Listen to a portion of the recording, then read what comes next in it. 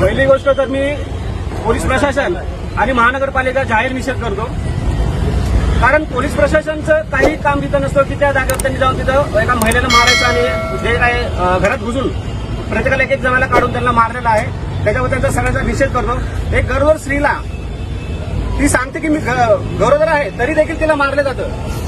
आणि इकडे मोदी सरकारचं आणि यांचं चालू आहे की बेटी पढाओ बेटी पढाओ. अरे एका बेटीला जर तुम्ही खाली पाडूसर मारता, त्या पोटामध्ये जर काय प्रॉब्लेम झाला असेल तर ह्याला जबाबदार सरकार राहणार, पोलीस स्टेशन आणि बिल्डर असणार. याला जर झोपड्यांना जर परमिशन देत नाही, झोपड्या 93, 90 पासून इथं आहेत सगळे, तरी देखील यांना परमिशन नाही इथं. आणि यांच्या ह्या जागेवर यांना बिल्डिंगी बांधण्यासाठी तिथून हटवण्यात येते आणि कचऱ्यामध्ये टाकायचं आहे. ही जागा कुणाची आहे काय आहे हे तर यांना कळायला पाहिजे.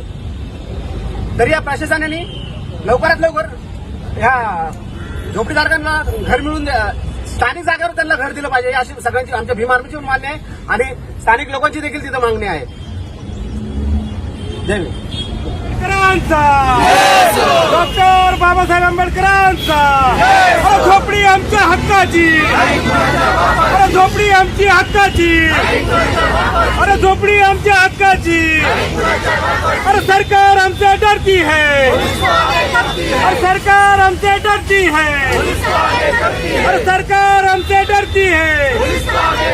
अरे जय जय जय जय जय भीम, अरे जय जय जय जय जय भीम, जय भीम, जय जय जय जय जय भीम, जय भीम, जय भीम.